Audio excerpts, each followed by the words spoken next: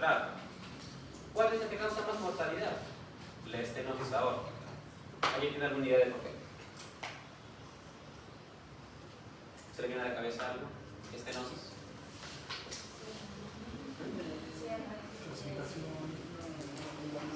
Claro, el tracto de salida del corazón está cerrado. ¿Qué es lo primero que tenemos en la base de la aorta? Las coronarias, exactamente. Un paciente con estenosis aórtica presenta un alto porcentaje de muerte por infarto de miocardio, precisamente por ese motivo. Mientras más severa es la estenosis aórtica, mayor probabilidad de desarrollar síntomas anginosos, mayor probabilidad de desarrollar arritmias ventriculares y muerte. De hecho, la estenosis aórtica y subaórtica es la primera causa de muerte por valvulopatías en pacientes jóvenes. ¿Ok? Entonces, probablemente lo que más notoriamente vayan a ver en este caso es en los deportistas que están jugando un partido de lo que sea, fútbol, básquet, etc., y de la nada se colapsan y están muertos. Entonces, en la autopsia descubrieron que tenía una aorta bicúspide, una aorta monocúspide, que eventualmente se calcificó, sea por una fibra reumática, sea por interrayo, sea, y eventualmente el paciente ya había desarrollado una cardiopatía hipertrófica producto de esto, hizo una arritmia ventricular y murió. O eventualmente presentó ya un infarto masivo y falleció. Entonces, esas cosas pasan también en todo el mundo todos los días. Entonces, no se olviden de eso. La estenosis aórtica es la cardiopatía valvular que más muertes llega a causar. Y en segundo lugar, la más letal, la insuficiencia mitral. Esencialmente por insuficiencia cardíaca. Eso ya lo vamos a ver un poquito más adelante. Regresando al Perucito, vamos a ver que a nivel de Lima, a nivel del mar, en torno a todo lo que es insuficiencia cardíaca, tenemos una estadística muy similar a la que probablemente han visto en sus clases anteriores de insuficiencia cardíaca. Las diagnosticamos a mediana edad, más de 40, 50 años. De hecho, el sexo masculino sigue siendo un factor de riesgo para mortalidad por insuficiencia cardíaca solamente porque sí. ¿Por qué? Porque está más asociado. No hay ninguna causa directamente que vaya establecido. Ahora, en nuestra población vemos que en esos pacientes que visitan al servicio de cardiología, pues el 12.1% son valvulopatías. Todavía es un problema bastante frecuente. En el momento en que veamos que esto es 0.5%, 0.3%, diríamos que se acabó. Pero es un problema que todavía resalta por su prevalencia. ¿Que no es lo más frecuente? No. Pero sigue teniendo un peso importante. ¿Y esto de qué viene de la mano? De que siempre encontramos a los pacientes con insuficiencia cardíaca cuando son sintomáticos. El grueso de ellos en clase 2 y clase 3. ¿Eso qué significa? Es igual como cuando vimos cáncer del pulmón. Si el paciente ya viene tosiendo sangre, el cáncer ya está avanzado. ¿Correcto? Igual con la insuficiencia cardíaca. Una vez que el paciente ya tiene síntomas de insuficiencia cardíaca, sea cual sea, el paciente ya tiene un daño miocárdico establecido. Y eso ya cambia su aspecto de vida. Respecto de los síntomas, pues muy variados los hallazgos. En este momento no es tan relevante. Ahora vamos un poco más arriba, a la ciudad de Arequipa, son 2.300 metros. Y bueno, vamos a tener que trabajar con tesis porque es la única información que hay a la mano. Pero vemos que a nivel de esto, las valvulopatías más frecuentes son específicamente dos, la insuficiencia aórtica y la insuficiencia mitral. Cuando hablamos de la epidemiología mundial, hablábamos de la estenosis aórtica, porque es más degenerativa que otra cosa. ¿Cuál es el problema de Arequipa? Que todavía tiene amplias áreas de ganadería y zonas rurales. Es un departamento, como muchos otros, que concentra población que no siempre está en contacto con cuidados médicos. Son pacientes que han desarrollado, muy probablemente por la presentación, insuficiencia aórtica y mitral, problemas por cardiopatía reumática. Entonces, eso es lo que llama la atención de la población del país. No es tan homogénea como otras series en otros países. Nosotros tenemos 3 pisos altitudinales distintos y se van a dar cuenta de que la presentación es distinta en cada uno de ellos. Ahora, respecto de los síntomas, pues ya nos damos cuenta que nuevamente son síntomas de insuficiencia cardíaca establecida. Entonces, nuevamente se repite la historia. Estos pacientes han llegado a contacto una vez se han hecho síntomas. Y muy probablemente estas valvulopatías que presentaron al diagnóstico, entre otros problemas que hayan podido presentar, ya eran de moderados a severos. Otra cosa que hay que resaltar acá, la alta frecuencia de fibrilación auricular. La arritmia más frecuente que van a ver con problemas valvulares va a ser la fibrilación auricular. sea por dilatación directa de la aurícula izquierda, por aumento de presión o por aumento de volumen. Esto va a alterar todos los circuitos que viajan desde el nodo sinauricular al nodo auriculoventricular, pudiendo generar puntos autónomos de función. Ya produciendo la fisiopatología que ustedes ya conocen. Vamos más arriba todavía. Vamos a Huancayo. ¿Alguien de acá hace Huancayo? Sí.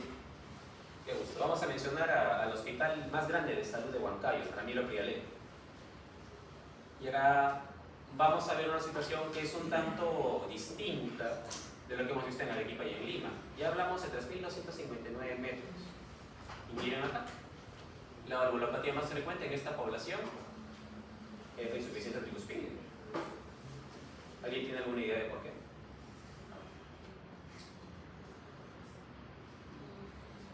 Una idea, hablen con libertad, no pasa nada. Yo no muerdo, solo pateo.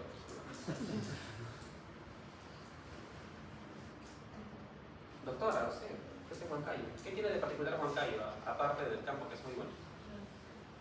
El consumo de alcohol. Esa es una causa importante, ¿sí? No específicamente para valvulopatía tricuspidea, pero sí a largo plazo puede provocar trastornos de función cardíaca, claro que sí, pero no es tanto lo que me quería llevar acá, pero es una buena participación, las ideas así. Es que es verdad, la cardiopatía dilatada por alcohol es un problema severo también en las sierras, ¿no? Y eso puede causar problemas también funcionales y valvulares. Pero el tema central acá es la altura. A mayor altura, menor tensión de oxígeno. Si han escuchado alguna vez del mal de montaña crónico, nuestros pobladores de la Sierra Alta, por encima de la Puna, van a tener mal de montaña crónico. Su cuerpo se ha adaptado a la altura, pero el ser humano no está diseñado para vivir en la altura. No es como las llanitas, no es como las vizcachas, que tienen un sistema cardiovascular adaptado a ello. El ser humano no. ¿Se llega a adaptar? Sí, pero a duras penas. Entonces, exactamente. Va a haber una mayor presión en las venas de la circulación pulmonar, lo que se va a traducir en un incremento de presión en el ventrículo derecho y eventualmente puede causar insuficiencia tricuspidea. Entonces, eso se ve reflejado acá. Y las siguientes en frecuencia, lo mismo, insuficiencia aórtica e insuficiencia mitral. Huancayo también tiene tiene una amplia variedad de zonas rurales. La cardiopatía reumática aún es un problema importante en todos los países en desarrollo, y esto incluye Perú, Bolivia y Colombia. Ya en el sur, en Chile y Argentina es un tanto menos, porque también la disposición geográfica es otra. Pero acá todavía es un problema de bastante peso, y es importante tomarlo en cuenta. Porque dependiendo de la edad de los pacientes, muchas veces podemos sospechar qué tipo de valvulopatía podría tener en torno a un soplo. Los síntomas y demás, bueno, no es tan relevante. Entonces, ¿cuál es el problema que tenemos acá? Como hemos visto, los pacientes van tarde a consulta. ¿Por qué? Porque estas valvulopatías se van larvando con el paso de los años. O sea, nadie debuta con una valvulopatía de inmediato, salvo que tengas un infarto, que puede causar una afectación en particular como complicación mecánica. ¿Cuál es?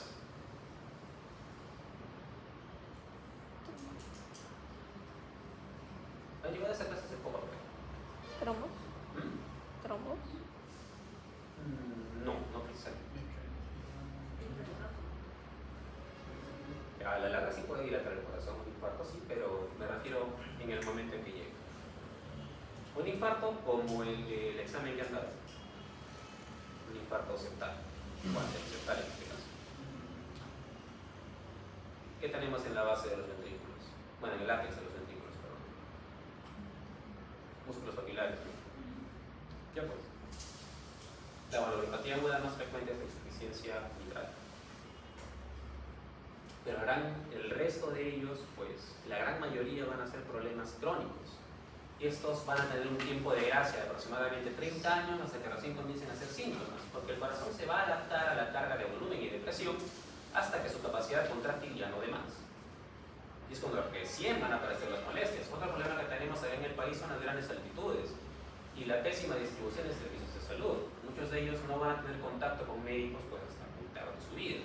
Generalmente cuando ya no aguantan nada y los llevan porque no les queda de otro. Pero tampoco, la verdad, no es que tengan mucha confianza en los servicios de salud.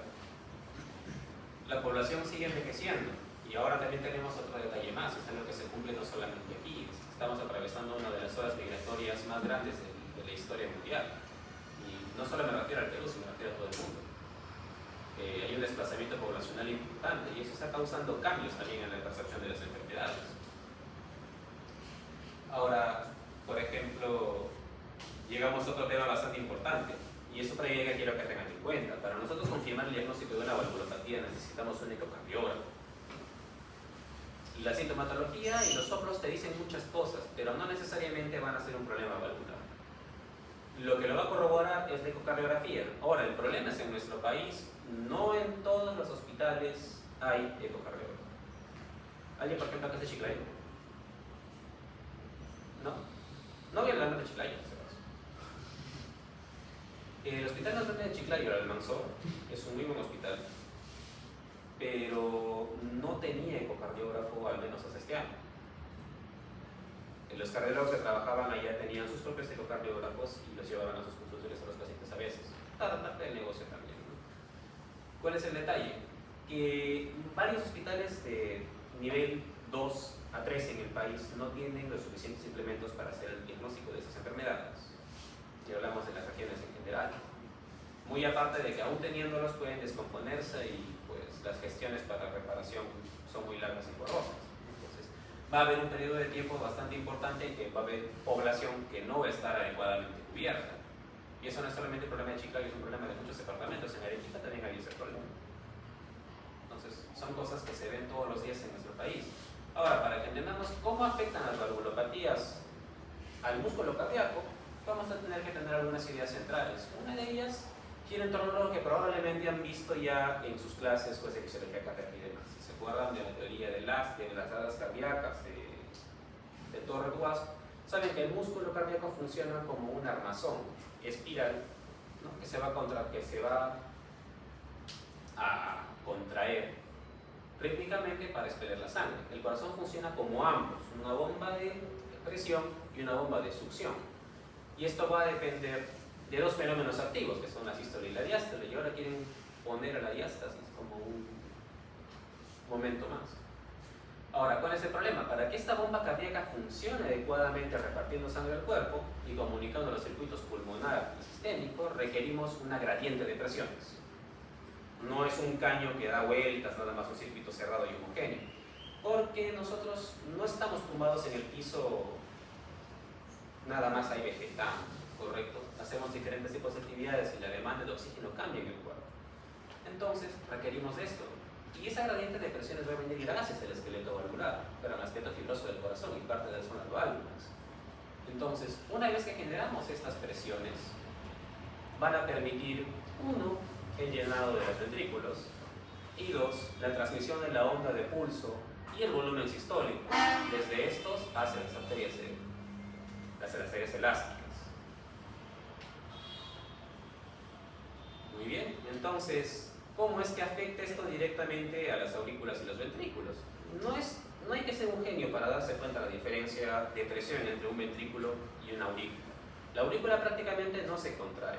La aurícula no es un receptáculo de sangre, es una vía que va a permitir administrar un volumen extra de sangre en situaciones de estrés. Pero el resto del tiempo, ni siquiera por estructura, está conformado de igual forma que el ventrículo. La lazada ventricular es un músculo solo, pero la aurícula tiene más en común con las venas cavas que con el músculo ventricular. Entonces, ¿qué es lo que ocurre aquí? Principalmente dos fenómenos. Uno, gira en torno a un principio físico, que es el principio de conservación de masa, que tiene mucho que ver con la ley de Bernoulli. ¿Qué es lo que pasa aquí?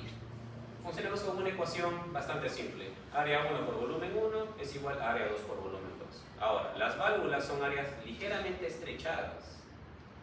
Y claro que sí, ofrecen cierta resistencia natural, porque su función es servir como una compuerta. ¿Correcto? Ahora, esto va a traer consigo otro problema, que el flujo de sangre no es laminar, o sea, no en el corazón. En las venas y las arterias se estipula que lo sea, pero dentro del corazón no lo es. Cuando nosotros sometemos la sangre a un paso por presión a través de una superficie menor, estamos aumentando la velocidad de flujo a través de la disminución de un diámetro de la tubería. Esto va a traer mayor turbulencia. ¿Y esto qué significa? fuerzas de cizallamiento sobre los anillos valvulares.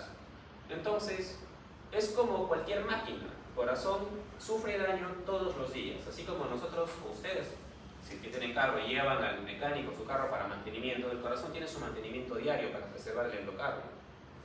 Pero conforme vamos envejeciendo, estos procesos son cada vez más lentos y más dificultosos. Y es más, si nosotros tenemos hábitos de vida bastante descuidados, vamos a provocar que en estas válvulas se empiecen a formar coágulitos, se deposite colesterol, y si es que tenemos infecciones recurrentes, nada dice que no pueda pasar alguna vez que alguna bacteria llegue a establecerse aquí y formar vegetaciones. Estas válvulas van a tener tendencia a engrosarse poco a poco y a calcificarse. Así que las valvulopatías eventualmente las vamos a presentar todos en algún momento de nuestra vida. La pregunta es, ¿será clínicamente relevante cuando pasen? Eso es lo que realmente nos importa. Parte del envejecimiento del corazón es la esclerosis de las válvulas. Es parte del envejecimiento natural. Pero va a haber un porcentaje de personas en la que esto va a ser pues, considerablemente más problemático. Ahora, tomemos vistas un tema del cizallamiento y el estrés sobre el músculo, sobre la pared interna del corazón. Pero el músculo cardíaco también se estresa. Cuando nosotros cambiamos la presión transvalvular y cambiamos la velocidad de flujo entre las válvulas, el corazón se ve obligado a trabajar con distintas cargas de presión y fuerza. Entonces, en condiciones ideales, el corazón depende de su contractilidad, que representa la pendiente de la curva de trabajo cardíaco. A precarga y poscarga constantes, el músculo cardíaco depende de su contractilidad para poder funcionar bien. Igual, si nosotros cambiamos la precarga, regularmente la poscarga es constante. Si nosotros cambiamos la poscarga, regularmente la precarga es constante. Entonces, nunca generalmente se alteran los tres a la vez en situaciones fisiológicas. Esto le da al corazón una amplia capacidad de adaptabilidad. Pero ¿qué ocurre a la larga? Cuando nosotros cortamos el flujo o estrechamos el paso de sangre, estamos incrementando un nivel masivo de la poscarga, más de lo que el corazón pueda tolerar. Entonces va a llegar un punto en que va a dejar de adaptarse y de acuerdo a la ley de Laplace, el músculo cardíaco va a empezar a dilatarse. Va a haber apoptosis, va a haber adelgazamiento del músculo y la adaptación que en un momento se genera como una hipertrofia concéntrica va a empezar a volverse excéntrica, porque la carga de volumen y presión es tan alta que la contractilidad también disminuye. Su tendencia a poder soportar cargas de trabajo altas cambia. Así también la poscarga y la precarga. Quiere decir que el corazón, eventualmente, con estas modificaciones que hacemos en las válvulas de manera patológica, van a repercutir forzosamente no solo en el ciclo cardíaco, sino en la función muscular. ¿Y esto qué va a tener como consecuencia? Insuficiencia cardíaca. Que una vez que aparece, como hemos mencionado, ya venció la adaptabilidad del corazón. El corazón ya no va a hacer ningún esfuerzo más por sobrevivir en ese aspecto. Ya lo que sigue es una escalada hacia el final de la vida. Entonces, es esencialmente lo mismo. Sobrecargas de presión o de volumen van a tener como consecuencia la caída progresiva de la fracción de eyección. Y este es uno de los criterios que más nos importan. Porque la caída de la fracción de eyección es sinónimo de mortalidad en problemas valvulares. Mucho de ello va a definir su pronóstico. Y también incluso el abordaje quirúrgico, como vamos a ver más adelante. Ahora, bueno, específicamente es insuficiencia cardíaca y performance. Respecto del diagnóstico, pues creo que nos queda claro que, de acuerdo a la definición moderna de insuficiencia cardíaca, como deben haber visto en su última clase también, hacemos referencia a anomalías estructurales o funcionales que producen cambios en las presiones cardíacas o en el gasto cardíaco. Entonces, si las valvulopatías ya son una alteración estructural, si yo tengo un trastorno valvular, automáticamente tengo insuficiencia cardíaca. No, ¿verdad? ¿Por qué? Porque depende de la fase. ¿De qué? Depende del proceso histórico y histórico. No tanto. No tanto. Tiene un factor de razón, pero no tanto. ¿Por qué no? Porque estrictamente, si nos apegamos a la definición, sí debería ser. Pero la relevancia clínica es otra. Cuando nosotros hablamos de insuficiencia cardíaca, hablamos de un síndrome, ¿verdad? ¿Y un síndrome qué son? Signos y síntomas con correlación fisiopatológica. Si un paciente tiene una valvulopatía y no tiene síntomas de insuficiencia cardíaca, en realidad no tiene insuficiencia cardíaca, pero está en riesgo de desarrollarlo. Correcto. Es un área gris que todavía está terminando de definirse. Y si ustedes recuerdan los cuadros que de repente han presentado en la clase anterior, pues hay estadios A y B que hablan de prefallo, uno con factores de riesgo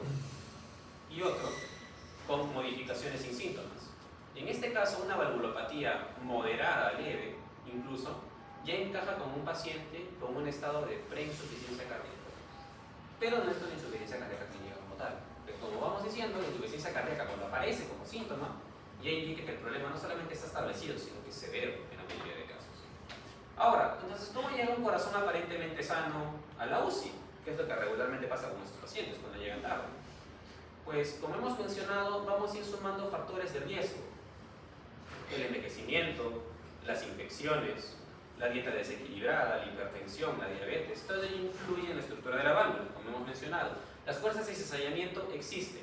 Ahora, igual que en las arterias se depositan ateromas, lo mismo pasa en las válvulas cardíacas. Se van lacerando, forman coágulos, se cicatrizan, se deposita colesterol y luego calcio. Y eso es lo que va haciendo la esclerosis, ¿correcto? Y esa esclerosis bien puede derivar en insuficiencia o en estenosis. Es algo un tanto impredecible. Luego hablamos de términos de frecuencia. Entonces vamos a tener un trastorno valvular que va a empezar a desarrollarse. Y el problema está que el paciente va a ser asintomático en buena cantidad de casos, aunque tenga una falla valvular severa. Y él no lo va a saber. Él no anda con un estetoscopio pegado al pecho diciendo, tendré un soplo diárico. Entonces, no se va a dar cuenta. Y el corazón poco a poco va a ir venciendo su capacidad de adaptación. Ya se sabe que las válvulas, una vez están afectadas, por año tienen un porcentaje de degeneración. Ahora, si este no supera cierto umbral, el paciente puede seguir su seguimiento sin operaciones. Pero si este desgaste se vuelve acelerado, inevitablemente va a acabar en cirugía cardíaca. Ahora, no se olviden dos cosas de todos los pacientes con insuficiencia cardíaca. Cada hospitalización aumenta la mortalidad a largo plazo. Y cada cirugía también lo hace. Así que estos pacientes estamos quemando años de vida para poder darles algunos años más a cuesta de solucionar un problema, entre comillas, más grave. Entonces, llegamos a un problema de enfermedad severa sintomática, que es lo que regularmente lo lleva a la emergencia. Y vamos a tener principalmente 6 cosas. Uno, la insuficiencia cardíaca. Eso nos queda claro. Ya lo hemos visto en los otros cuadros. Arritmias, sobre todo la fibrilación auricular. Es la más frecuente, nuevamente les digo, asociada a valvulopatías. Problemas embólicos. Hay algunas valvulopatías, luego las vamos a mencionar para no romper la secuencia, que debutan como un infarto cerebrovascular. Pacientes que nunca supieron que tenían un problema valvular y su primer síntoma va a ser un infarto cerebral. A veces pasa así. Muerte súbita, como hemos comentado en los pacientes con estenosis subaórtica o aórtica. Síndromes coronarios, mismo problema. Y la endocarditis, que también le hemos mencionado. Ahora, en orden de frecuencia, naturalmente la insuficiencia cardíaca y las arritmias son los principales. Y muy pegadita está la muerte súbita y el síndrome coronario. Sin embargo, conforme vamos teniendo más envejecimiento de población y más cirugías valvulares, vemos cada vez más endocarditis en todo el mundo. Ahora, estas valvulopatías se estratifican, igual que la insuficiencia cardíaca, en diferentes estadios. Entonces, lo que a nosotros nos interesa es ver población en riesgo, deterioro progresivo, enfermedad severa y enfermedad severa con síntomas. Nos importa mucho el desarrollo de síntomas porque nuevamente les digo, una vez que el paciente desarrolla síntomas, ya definitivamente no está bien. Al punto de que este estadio se divide en 2 subtipos. Una lesión valvular severa y asintomática, donde se ve una función ventricular conservada. Tiene relevancia, como les digo. Y el estadio C2, que es mucho más grave, donde ya se ve una disminución de la fracción de eyección ventricular. El corazón todavía puede estar dando sus últimos coletazos para aguantar. Por eso no hace síntomas, pero ya va bajando la fracción de eyección. Y eso cambia el pronóstico del paciente. En casi todos los casos, los estadios C y D pasan a operación, a cirugía, a reemplazo valvular a la brevedad posible, dependiendo de sus características, en la mayoría de casos. Y casos A y B y C1 regularmente tienen todavía tratamiento médico para permitir alejar la cirugía cardíaca, porque nuevamente les digo, la cirugía cardíaca también aumenta la mortalidad. No es tan simple y las complicaciones son bastantes. Nuestro trabajo como médicos, el primer contacto, por así decirlo, es encontrar al paciente más temprano posible. Entonces, por un lado tenemos que identificar factores de riesgo y acá es lo que tenemos que tener en cuenta. La insuficiencia cardíaca nunca viene sola. Ustedes pueden tener un paciente con una valvulopatía mitral, pero que también es diabético y hipertenso. Y van a hacer carrera para ver cuál lo mata primero. Ahora, ¿cuál es el problema? Diabetes, hipertensión, dislipidemia y los demás influyen directamente en el desenlace de las valvulopatías. Así que sí es importante, son pacientes que regularmente son multimórbidos y recuerden, a mayor edad, mayores comorbilidades. Mayores comorbilidades, mayor carga de enfermedad. Entonces, factores de riesgo, historia familiar cardiovascular. Hay algunos cúmulos familiares que sí es cierto, tienen problemas hereditarios que los condicionan a tener ciertas valvulopatías, principalmente del corazón derecho. Tienen más relevancia en la parte pediátrica. En nuestro caso, en el tema del adulto, no se ve muy seguido. Comorbilidades nos importan mucho. Exploración de síntomas, claro que sí, porque si el paciente tiene síntomas, al menos como vieron en mi clase de cáncer de pulmón, si el paciente normalmente les digo que viene tosiendo sangre, yo ya no lo voy a tamizar, estoy buscando un cáncer. Igual con ellos, si el paciente ya tiene síntomas de insuficiencia cardíaca, bueno, ya tiene insuficiencia cardíaca. No hay mucho que yo pueda hacer para solucionarlo, pero vamos a intentar alargar su calidad de vida. Y finalmente, el examen físico. Y ahí viene una pregunta grande, ¿todos los soplos son valvulares? ¿Qué dice? En primer lugar, ¿qué es un soplo cardíaco? ¿Ideas? Ya, ok, va una idea, flujo turbulento, ¿qué más? ¿Qué? Puede ser una cavidad. Ya. Como un cierre de válvulas. Ya, ok, tenemos dos ideas allí. Flujo turbulento, Se producen entre la sístole y la diástole. ok. Predicción y Entonces son ruidos anormales que se producen dentro del ciclo cardíaco, lo que antes se denominaba cardiosonograma, ¿no? Entonces, al decir anormales significa que no deberían estar allí. Ahora, ¿necesariamente todos los soplos que aparecen son patológicos? La respuesta es que no. Principalmente en los niños, pero en ancianos y en mujeres jóvenes también se puede presentar. En ancianos porque muchos de ellos ya tienen cierto grado de rigidez parietal, o sea, ya tienen cierto grado de rigidez a nivel del miocardio. Y precisamente es por el flujo turbulento y la vibración que producen las paredes del corazón que se producen los soplos.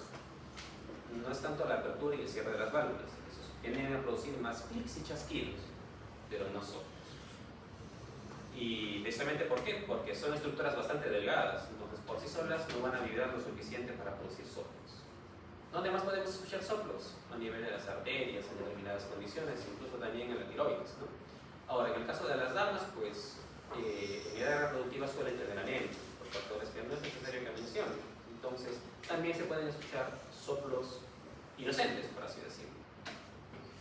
Este ha sido un problema que le ha roto la cabeza a clínicos durante toda la historia. ¿Y qué se ha visto en general? Que la sensibilidad en el hallazgo de estos soplos cardíacos es pues bastante buena. No alcanza para poder promoverla como un método de tamizaje, pero es bastante buena. La sensibilidad del 82% es bastante buena. Y al menos en este estudio lo menciona como un índice de positividad de prácticamente entre 1 y 2, sin hacer caso a los valores extremos. Entonces quiere decir que si ustedes encuentran un soplo cardíaco que de antemano no es normal, en el sentido de que sale de las características que nosotros podríamos señalar como inocente, es muy probable que este paciente tenga algún problema cardíaco. Entonces, naturalmente, el tiempo de entrenamiento entre médico y demás sí define un poco la calidad del examen físico. La experiencia es uno de los factores que más importan en este tema, pero no quiere decir que el hallar un soplo no tenga ninguna relevancia. Como les he dicho, sí hay relevancia. Ahora, naturalmente, mientras más severa sea la valvulopatía, mayor calidad del soplo, en algunos casos. Entonces, hay dos cosas que tenemos que reconocer acá. Un soplo inocente no está asociado a alteraciones estructurales del corazón, al menos no patológicas. No se va a asociar a síntomas, y el tono que va a tener es, como dicen, musical o armónico, ¿no? El tono suele ser suave, no se irradia a ninguna parte del cuerpo, es netamente en un foco, generalmente es en el ápice, no distorsiona los otros ruidos cardíacos, no hay ningún cambio en S1 o S2, y generalmente tiene una explicación fisiológica, como lo que hemos mencionado. Ahora, cuando hablamos de un soplo patológico, y es importante que lo tengan en cuenta, porque no nos importa tanto de que describan categóricamente todo el soplo, ¿no? Como a veces lo hacen en los chistes. Entonces, ¿qué es lo que importa saber? Hay cambios en el tono, es un soplo de tono muy alto o de repente grueso, ¿no? Hacemos para saber los soplos eyectivos y de regurgitación, que no se parecen en nada a los soplos inocentes. Hay cambios muy marcados en el tono, es patológico. está asociado a clics o chasquidos o tercer cuarto ruido, es patológico, definitivamente. Hay cambios en algunos de los ruidos cardíacos, principalmente el segundo ruido, es patológico. Es un ruido que no es necesariamente sistólico, es pansistólico, principalmente si es diastólico sobre todo, o es pansistólico, ya no es normal. Generalmente los soplos inocentes suelen ser protosistólicos, ¿correcto? Y finalmente, si se irradia el soplo a cualquier otra parte del cuerpo, puede ser al cuello, a otra área cardíaca, a la espalda, eso definitivamente es un soplo anormal. Y sí, esto tiene relevancia si hasta la Asociación Americana de Cardiología ha hecho un algoritmo para derivación de pacientes con soplos cardíacos a evaluación cardiológica. ¿Para qué? Para que le hagan una ecocardiografía. Así que eso es lo que siempre podemos hacer. Y lo que recomiendan al menos las guías es que a todos los pacientes que ustedes reciban en consulta, independientemente del problema, de todas maneras ausculten el corazón. Ok, respecto del abordaje de estos pacientes, vamos a tener dos cosas. Lo que ya hemos visto al inicio, la historia y el examen físico. ¿Qué nos importa saber en la historia clínica? La edad. A mayor edad, mayor probabilidad de un trastorno valvular. Intervenciones previas, sí, ahora son tan comunes que no es tan difícil encontrar un paciente con una primera operación valvular que desarrolle un segundo trastorno valvular o que esa válvula empiece a fallar. Tienen un tiempo de vigencia. La etiqueta te va a decir 10-15 años, pero esto puede ser menos, dependiendo de las características de la persona. Ha tenido endocarditis, ha tenido fiebre reumática, tiene alguna enfermedad cardiovascular concomitante, tiene alguna enfermedad pulmonar concomitante. A nivel de síntomas, todo lo que tenga relación con insuficiencia cardíaca. Puede presentar cualquiera. Y a nivel semiológico, los soplos. Cuando hablamos de rayos X y electrocardiograma, que son los primeros exámenes que nosotros podemos solicitar como médicos no cardiólogos, entonces sí va a tener relevancia. El electrocardiograma principalmente nos va a revelar dos cosas: cambios en el eje cardíaco y crecimiento de cavidades, ¿no? Van a poder ver hipertrofia derecha, hipertrofia izquierda, crecimiento auricular derecho, izquierdo, que más o menos nos va a comunicar que hay un problema estructural. No se olvide que el electrocardiograma puede correlacionar con trastornos estructurales, pero esencialmente lo que se ve es la función eléctrica. Entonces lo que vamos a buscar aquí esencialmente es esto: arritmias. Y finalmente, en la radiografía de tórax, cardiomegalia. Ya depende de su pericia, buscar si hay crecimiento auricular, crecimientos ventriculares, cambios en la disposición y la silueta cardíaca, y si hay signos de congestión pulmonar para determinar la severidad y gravedad de estos casos. En lo que se refiere a la ecocardiografía, una vez que hemos derivado al paciente, pues van a buscarse cuatro cosas principalmente. Uno, si es que hay algún otro problema valvular concomitante. Mientras más severa sea la alteración valvular, es más probable de que tenga alguna afectación secundaria de otra válvula. Si hay alguna anormalidad en el músculo cardíaco también. Si es que ha tenido, por ejemplo, un infarto de miocardio y ahora tiene un aneurisma ventricular. ¿Nos importa? Sí nos importa. O si tiene una cardiomiopatía dilatada, también puede producir trastornos secundarios. Cambios en la función ventricular y la anatomía cardíaca, la distorsión de la silueta cardíaca, como hemos mencionado más antes. Y finalmente, ver con claridad la estructura y anatomía de las válvulas, que es lo único que se puede hacer a través del pues, el único examen que puede hacerse para hacer esto es la ecocardiografía. Ya posteriormente, ya esto más que nada para el cardiólogo, va a analizar la hemodinámica de estas válvulas y de los ventrículos. Pero, ¿qué nos interesa cuando vemos a las válvulas? Porque esto va a determinar mucho el tratamiento que se va a tomar. Cuando hablamos de estenosis, nos importan tres cosas: la velocidad máxima transvalvular, el gradiente medio transvalvular y el área de la válvula. Caso diferente con las lesiones que van a provocar insuficiencia. Que vamos a ver principalmente, igualmente, área de regurgitación, o sea, qué tan grande queda el defecto al momento que se produce la regurgitación, volumen de regurgitación y qué fracción de ese volumen se está regurgitando. En torno a esto se va a poder establecer la severidad de este problema y también va a afectar al desenlace posterior. Entonces vamos a tener tres escenarios. Por un lado, un paciente asintomático, un paciente sintomático y un paciente que cree que es asintomático. Y lo que nos importa saber, al menos en los dos primeros, es qué tanto impacto ya ha habido en el músculo cardíaco. Y esto es lo que vamos a ver principalmente, ¿no? Tratando de puntualizar lo que hemos visto en la diapositiva anterior: fracción de eyección, diámetro de cavidades y si hay hipertensión pulmonar. Ahora, ¿qué ocurre con esos pacientes pseudoasintomáticos? que pueden tener o no un soplo, pero tienen tantas comorbilidades, suelen ser ancianos y hacen poca actividad física. Son pacientes de riesgo que bien podrían tener una valvulopatía asociada. Están en área de riesgo, valdría la pena hacer un examen. Pero aquí viene un área gris, porque muchas veces se hace en la ecocardiografía, al menos la transtorácica, y no sale tan alterada. Entonces, ¿qué habría que hacer? Habría que recurrir a otros exámenes. Y en estos pacientes mucho tienen que ver las pruebas de estrés, sea el ecoestrés con dobutamina o la prueba de esfuerzo.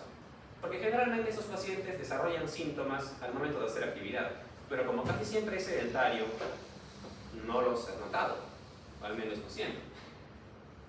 Y finalmente, si queremos un abordaje un poco más importante, ya a través de resonancia magnética vamos a ver la fibrosis parietal y el estrés global longitudinal. Que son pruebas un tanto más que avanzadas. Respecto de los biomarcadores, pues esencialmente nos sirven para descartar al menos congestión vascular. Pero no es hasta ahora consenso de que un nivel alto de BNP sea concluyente de que se pone específicamente. Más bien, cuando sale bajo es el detalle. Entonces, esas pruebas adicionales cobran relevancia en qué casos? Casos grises como los pacientes pseudosintomáticos y aquellos en los que las alteraciones pues no son tan severas en general. ¿Qué vamos a echar mano acá? Principalmente de dos cosas. La resonancia magnética cardíaca, que nos va a permitir ver precisamente esa fibrosis del músculo cardíaco y demás, y el PET. Adicionalmente, dependiendo de la edad y las características, es muy probable que requieran un cateterismo para ver la viabilidad miocárdica. Porque como les menciono nuevamente, pasar por corazón abierto no es una operación de apendicitis. Toda operación conlleva riesgos, pero las cirugías cardiotorácicas siempre se consideran de muy alto riesgo inmediato. Ahora, ya diagnosticamos la valvulopatía. ¿Qué nos interesa? Ver cambios. Entonces, ya hay pautas establecidas para hacer los seguimientos, al menos de las valvulopatías más relevantes. Y eso generalmente va a ser cada 6 a 12 meses, cada 1 a 2 años o cada 3 a 5 años, dependiendo de las características ecocardiográficas que tenga. Si es leve, si es moderado, si es severo. Naturalmente, si es severo, nos interesa verlo más veces. Si es moderado, podemos dar la chance de 1 a 2 años. Y si es leve, pero progresivo, idealmente debería verse cada 3 años. Ahora, otro punto que es importante es el tema de la anticoagulación. Como he mencionado, la fibrilación auricular es altamente frecuente en estos casos. Ahora, tenemos dos opciones. Por un lado, los anticoagulantes directos y los antagonistas de la vitamina K, la warfarina. ¿Qué nos interesa acá? Si es una valvulopatía reumática severa, necesariamente va a tener que ser con warfarina. Pero si no es, bueno, válvula reumática, valvulopatía reumática y una válvula protésica artificial, tratado de mencionar acá. Si es una válvula nativa que no ha sido afectada por una valvulopatía reumática o es una válvula bioprotésica, puede, dependiendo de su riesgo global, anticoagularse o toda la vida o por un tiempo reducido. Si es una válvula bioprotésica y el paciente tiene buen pronóstico, hay la probabilidad de que pueda solamente anticoagularse por un corto periodo de tiempo, generalmente 3 meses. Si es una insuficiencia cardíaca de reciente diagnóstico, bueno, lo que se recomienda todavía con bajo nivel de evidencia es que todavía se use la warfarina a tiempo prolongado. Entonces, nuevamente va el detalle, ¿no? No necesariamente debemos intervenir en todos los casos, y es porque toda cirugía cardíaca conlleva mortalidad, así que hay que ser muy precisos en toda la evaluación del paciente. De lo contrario, más bien podríamos ocasionar un mal en el intento de solucionar su problema valvular. Ahora, respecto de esto, van a ver que en general todas las valvulopatías moderadas a severas tienen que ser vistas por un equipo cardiológico necesariamente. Ahora, estos cardiólogos establecen un equipo especial que se llama Heart Team. Acá tenemos en el INCOR también, ¿correcto? Y lo que hacen es analizar todas las variables del paciente para poder determinar qué tratamiento sería mejor para ellos. Nuevamente repito, casos moderados a severos, ¿correcto? Esencialmente los que van a pasar por cirugía cardíaca. Esencialmente lo mismo. Nos van a comentar qué es el plan de salud. Ahora, todavía, aún hasta nuestros días, los abordajes endovasculares todavía no son de primera línea en la gran cantidad de problemas, salvo sea para la valvulopatía reumática. Correcto. Para el resto, todavía de primera línea tenemos que trabajar con cirugía abierta. ¿Por qué? Porque todavía, como hemos mencionado, tiene algo de 20 a 30 años de evolución de esas técnicas. y todavía se están analizando factores extras, incluyendo los modelos de válvulas, que también tienen mucho que ver. Para decidirlo, importa un tanto también la predisposición del paciente, porque las válvulas mecánicas duran más tiempo, pero lo obligan a anticoagularse de por vida. Entonces, si el paciente está dispuesto a aceptar el riesgo hemorrágico, puede afectar a la válvula mecánica, le va a durar aproximadamente unos 15 años. Ahora, si el paciente no desea anticoagularse y solamente lo va a hacer por un poco corto periodo de tiempo, tiene que entender también que las válvulas fibroprotésicas suelen durar un tanto menos, aproximadamente 7 a 10 años. Puede ser menos dependiendo de las cantidades de residuo. Respecto de la estenosis aórtica, ya hemos mencionado, es la valvulopatía más frecuente. Los síntomas característicos de esta, principalmente dos, el dolor anginoso y el síncope, por lo que ya hemos mencionado. Estamos afectando la circulación coronaria directamente. Ahora, ¿qué ocurre con esta estenosis aórtica? Que aunque sea moderada, yendo para severa, si es que ya hay una repercusión en la dilatación del ventrículo, es muy probable que la presión se transmita retrogradamente hacia la aurícula izquierda y eventualmente congestión del pulmón. Cuando esto pasa, generalmente ya anuncia un mal pronóstico del paciente, porque ya está cantando que hay una insuficiencia cardíaca. Entonces, no se olviden de esos detalles. Angina, estenosis aórtica. Síncope con esfuerzo. No es raro ver en realidad en nuestros días casos de adultos mayores que han estado incluso comiendo. Ese día se pidieron su aeropuerto, con el y todo lo demás. Terminan de comer, ni siquiera se han puesto de pie y empiezan a marearse y se desmayan. Sí, ese fenómeno también existe. Entonces, las comidas copiosas también representan un estado de estrés para el cuerpo, porque alteran la distribución vascular. Entonces, ¿cuál es el punto? Que cualquier tipo de sobreesfuerzo en estos pacientes puede elucidar los síntomas. Y si es un adulto mayor que es un síncope de la nada, sí ameritaría que le dé un cardiólogo, por ejemplo. Ahora, nada despreciable, la muerte súbita es la valvulopatía que más se asocia a muerte súbita en el adulto. Soplo va a ser eyectivo, localizado en el foco aórtico, y su característica es que va a ser mesosistólico. Ahora, mientras más severa sea la estenosis aórtica, aumenta la probabilidad de que éste se irradie hacia el cuello y hacia la punta. Quiere decir que este tiene un nombre, se llama fenómeno de Gallagher. Esto es esencialmente un término semántico pues antiguo, ¿no? Ahora ya no es tan frecuente verlo, pero eventualmente, quién sabe, puede llegar. Igual, el pulso se va a alterar cuando sea severo, y en este caso va a ser un pulso parvus et tatus. ¿Por qué? Nuevamente, la vía de salida del corazón está cerrada, la transmisión de onda pulso hacia la aorta va a ser menor, es decir, que el pulso va a ser lento y chiquito. Y eventualmente, la primera alteración que se va a provocar es la hipertrofia del ventrículo izquierdo. Causas. Principalmente, hablamos de problemas valvulares. En el resto del mundo hablan de la aorta bicúspide como una de las primeras causas predisponentes a calcificación aórtica. En nuestro medio también se acepta que entre los 16 y los 65 años cualquier persona que tenga alguna alteración de este tipo puede presentarlo de manera precoz, generalmente antes de los 30 años. Cuando es adquirida, lo más común para nosotros es la valvulopatía reumática, pero para todo el mundo la causa degenerativa ya es la más preponderante. ¿Correcto? Ahora, nadie dice que no puede tener las dos al mismo tiempo, pero mientras más viejito sea, es más probable que sea degenerativa. Entonces, lamentablemente no han cargado los audios que tenía, pero ese es el gráfico del cardiosonograma de lo que debería verse. Ahora tenemos dos posibilidades, ¿no? Uno que es un problema valvular como tal, y como hemos mencionado, se altera por completo la estructura del cardiosonograma. Puede haber un clic y un soplo mesosistólico en rombo. ¿Correcto? Ahora, conforme les había dicho, mientras más severo es el problema, es muy probable que este soplo se irradie con mayor fuerza. Es decir, que se va a escuchar con la misma claridad con la que lo escuchan en el soplo, en el foco aórtico, en el ápice y en el cuello. Ahora, hay un caso particular que es la hipertrofia septal, que es más por un tema de anemia hipertrófica, con obstrucción del tracto de salida, que puede provocar una estenosis subaórtica. Que la diferencia que va a tener es que no tiene clics, pero tiene exactamente la misma distribución del soplo.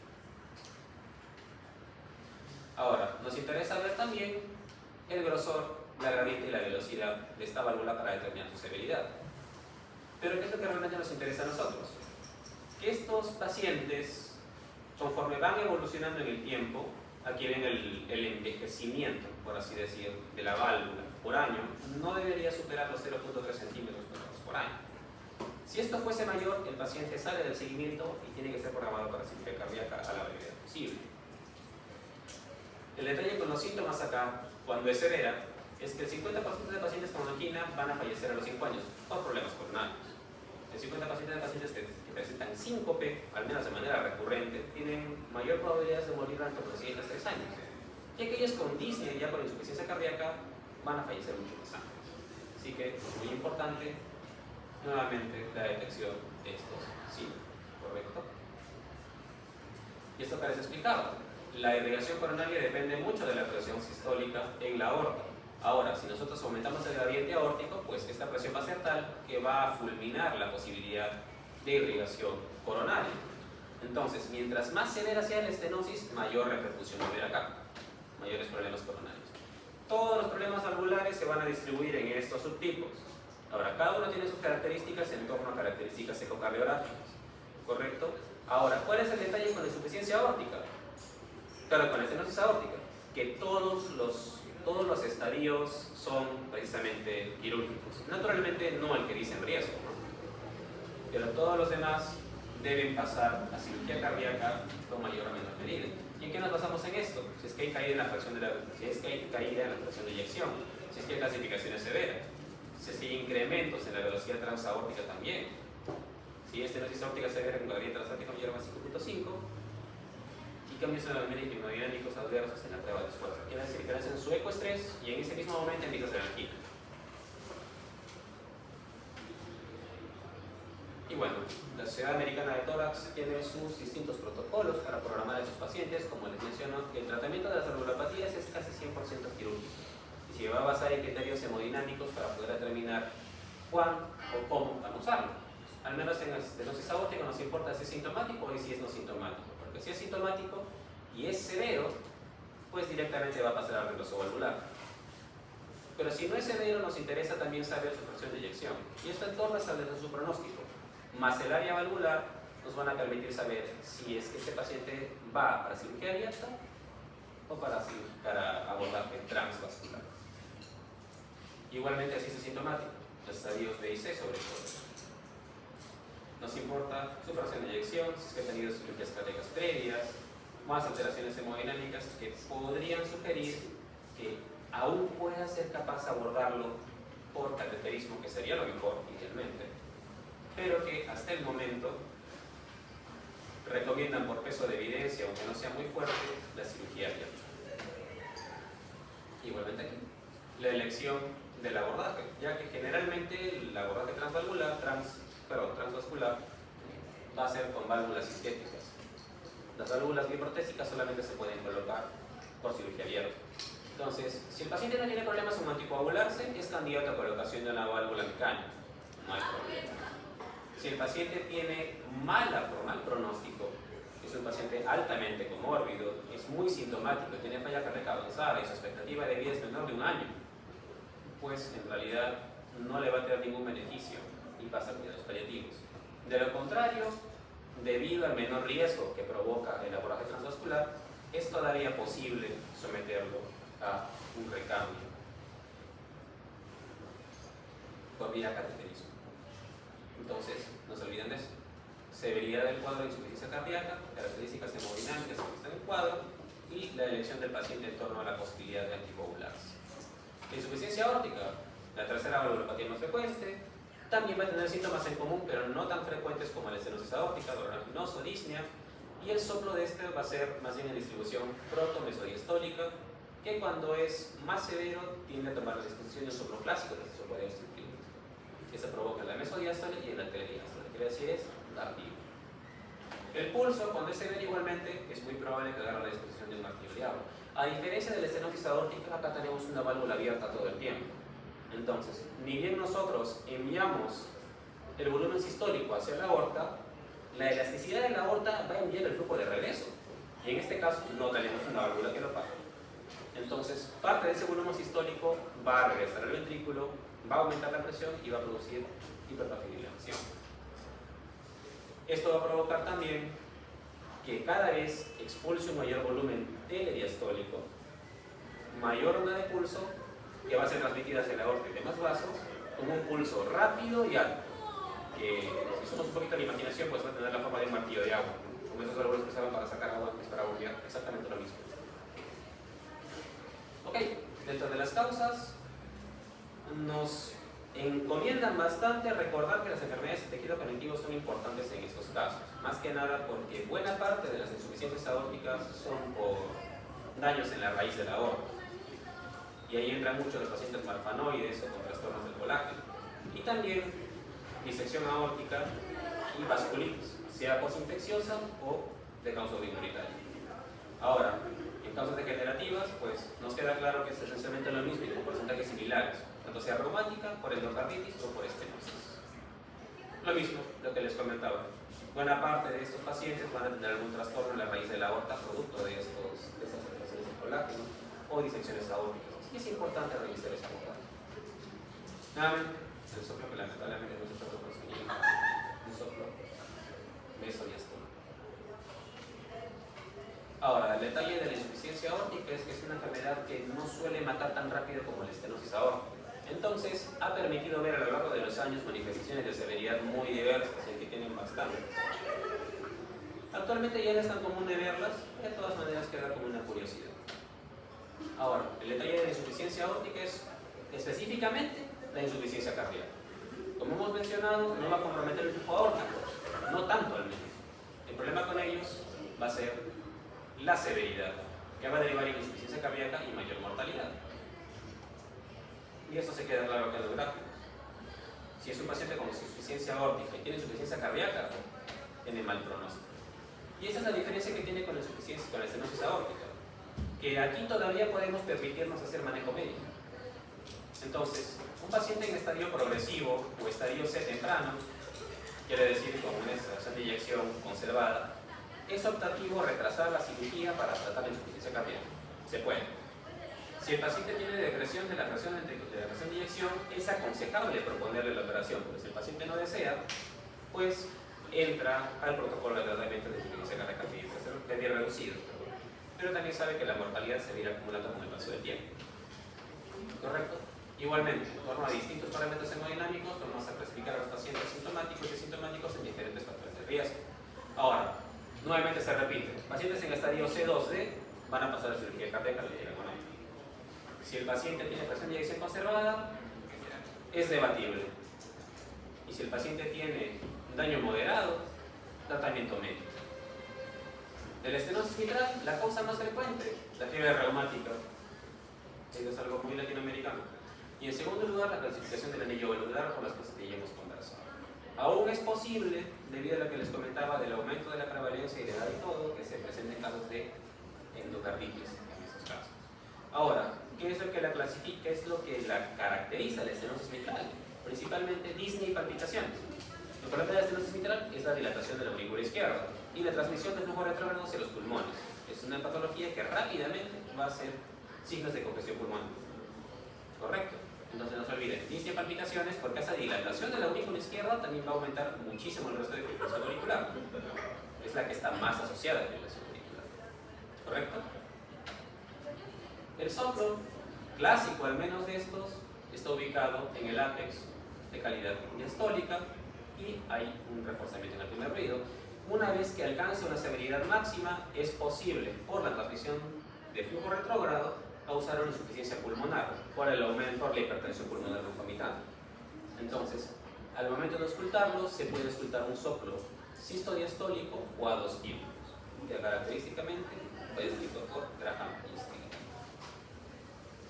Igualmente que la estenosis, que nosotros poderes valvulares nos interesa ver el diámetro de la válvula que tienen en las válvulas. ¿Correcto? No se olviden que no va a ser hasta que esta válvula se engrose hasta los 2.5 centímetros cuadrados que realmente no va a presentar síntomas. Lo que quiere decir que este paciente ya va a ser severo una vez que fue la sintomatología. Igual, estos pacientes pueden ser tratados médicamente de acuerdo a las preferencias del paciente y estar actuando una unidad.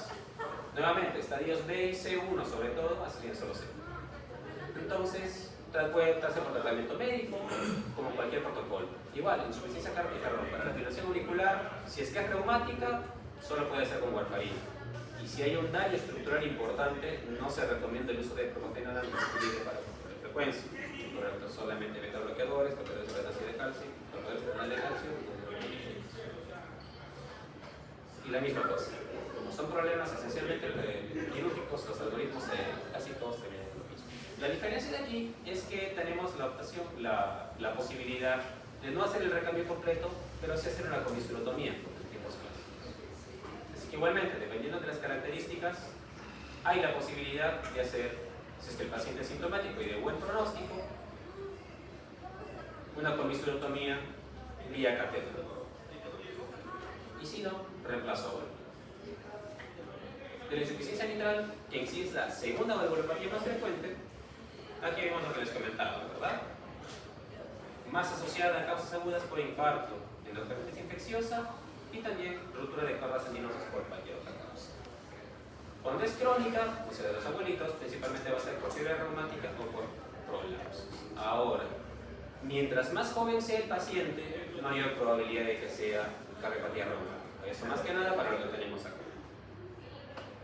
Dentro de los síntomas, principalmente fatiga. ¿Cuál es el problema de la insuficiencia mitral? Que reduce mucho el gasto cardíaco. Entonces van a ser síntomas de bajo gasto.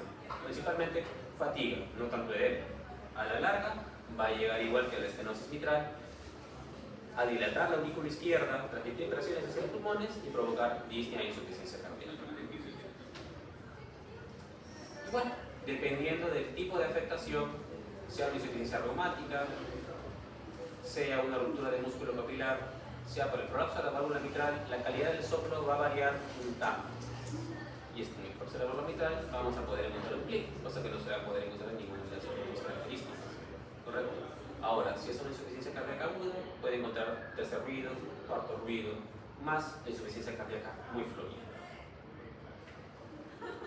La clasificación clásica del año 83. Igualmente, ¿cuál es el detalle de la insuficiencia insuficiencia mitral? Que es casi igual de mortal que la insuficiencia, que la estenosis aórtica. Por ende, no hay tratamiento médico recomendado, igual que la estenosis aórtica. Y de ser posible, estos pacientes deberían pasar igual a cirugía cardíaca. Ahora, el abordaje igualmente va a poder ser a corazón abierto o vía cateterismo, dependiendo de sus características. Igualmente, su secundaria, o sea, si es derivada de un trastorno valvular anterior, igualmente, principalmente en base a la fracción de eyección ventricular. De las válvulas derechas, solamente nos interesa principalmente la insuficiencia tricuspídica. El resto solo van a ser menciones honrosas. Acá nada más recordarles que es un 75-85% funcional, quiere decir que van a obedecer a trastornos pulmonares o cardíacos del lado izquierdo. Y esto va a ser un trastorno secundario, principalmente por dilatación de cámaras. Un porcentaje pequeño va a estar asociado a trastornos primarios y van a ser principalmente por problemas morfológicos que van a tener un tanto más de repercusión en la niñez y en la adultez. Igualmente, el abordaje principalmente va a ser quirúrgico. Entre las demás, estenosis tricuspidia, nada más recordar que la fiebre reumática siempre está presente y la endocarditis también. Adicionalmente, enfermedades constitucionales y metabólicas. Igual estenosis pulmonar, causas congénitas, principalmente síndrome de arterología de Fallot, Noonan y el síndrome de Williams. Y la insuficiencia valvular pulmonar. Entonces, estos nada más son para comentarlos porque en el